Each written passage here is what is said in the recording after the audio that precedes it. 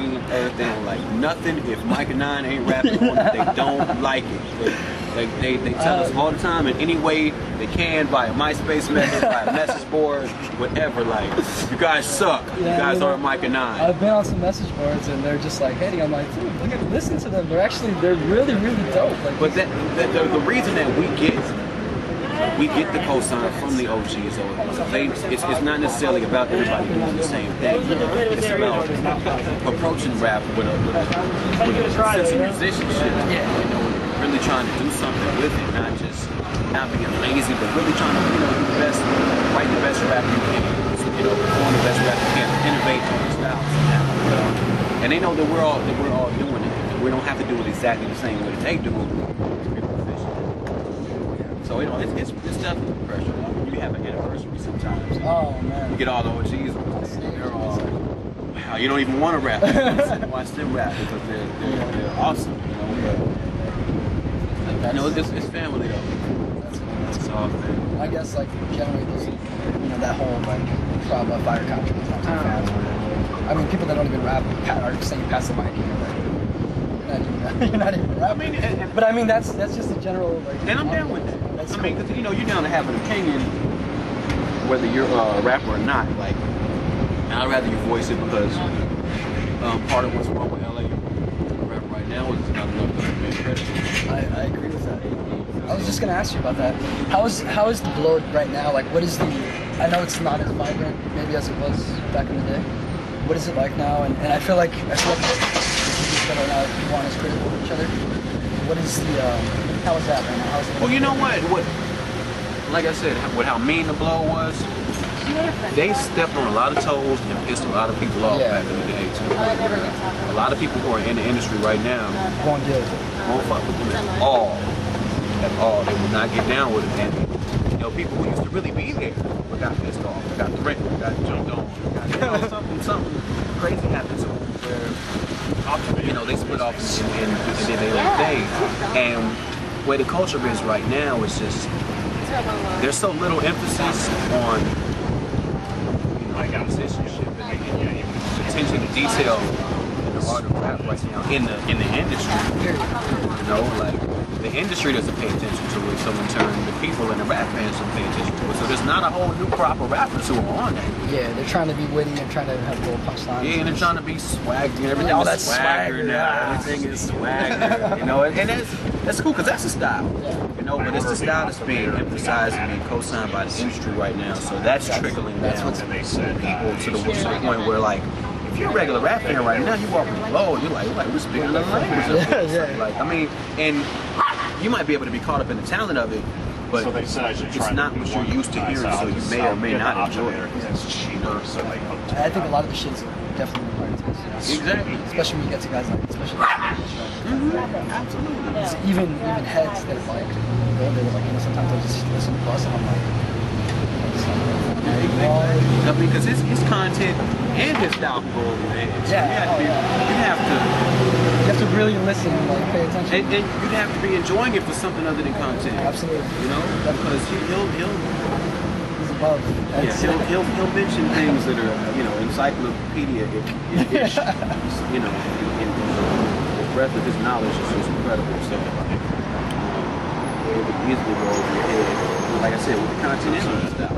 You're not used to hearing lyrics that fast, shots that quick. But if you pay attention to those, that's incredibly difficult. Especially if you see live. Yeah, like last night. That's why I come back. I got some shit last night. Now your content's because their other contents, what you talk about. You're definitely, you know, a lot of the Bloodians, you know, with such an emphasis on style, sometimes the content isn't there.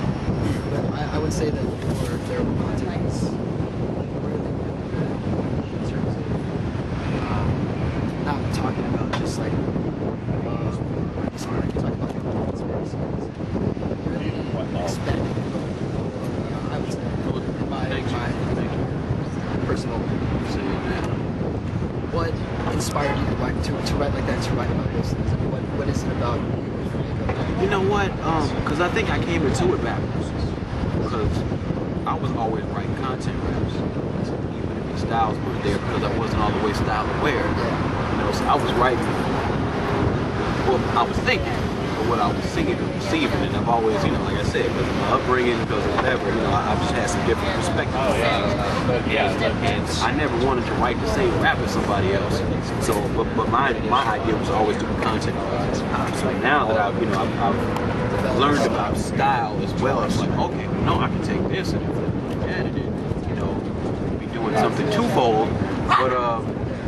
But that's, I would say that's, you know, yeah, I'm really, I can't, I'm a weird guy, man. You know, I'm a weird guy. I guess, you know, the nature versus nurture thing, everybody's kind of some of their experiences and influences, and I've had some real different experiences, man.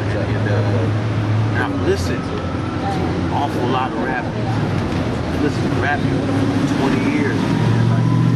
And if I really sit down and write a rap, I don't want it to be a rap that I've heard already. And I've heard a lot of rap, you know. So you're like, damn, I really got. So the place where it forces me to go is somewhere that rap might not even have seen. And that's where, you know, I get a lot of the indie rock stuff. A lot of the stuff that comes out of me in my intro to myself, a lot of my indie rock influences.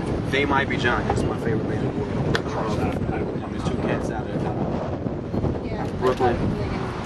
They've been doing it for about 20 years. They're what you call nerd rock or art rock or something. Is it math rock? It was all math rock. There's this man in the drive-in. Speak on some like otherworldly, like crazy type shit. You know, and their sound they created. It was like post hardcore, so it was just like some crazy. Like together, like massive style. It was the Mars Volta. Right.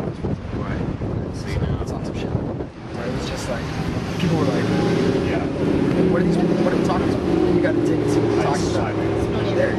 No, that sounds interesting, but the stuff that I'm on is a little bit. It's clearly understood, but it's weird. Like It Might Be Giants. They write songs about. Okay, I'll put it to you like this, instrument-wise. Like, you're known for music recording. And like just glockenspiel. Like, you know, it'll get out the band organ. Like, that's the thing that in the carousel, the thing that makes it like they'll play that. You know, like the like weird chiming. Yeah, they really explore things musically, and then they're. I have to let you hear some about. Some of this is hard to. Yeah. I mean, like I said, you know, when a band does something for 20 years, they do all kinds of different stuff, so it's hard to put them in a nutshell. But that's definitely one of my bigger influences on their absolute bravery to do whatever the hell they want to do. To be geeks, to really be nerds. Like, yeah, really just do that. You know, that's what hip hop is missing. All of that honesty of the other side of what a person can be. Like, you got to, like, I think when you say about people's content, a lot of it comes down to like braggadocio, bravado. Everybody's doing it. Everyone does it. Exactly. But everybody did that. Everybody is the best rapper. Yeah. But it's okay. So now what else? That's why, like, for example, go back to Buzz, least favorite rapper. So I think that's fucking good. Because it takes, you know, what they're used to, it turns it right around. You know, it turns it right around. That's what is missing, man.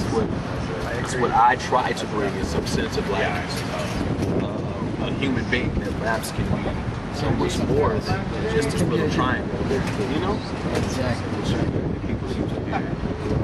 I'll talk about your live performance. How do you feel when you're on stage?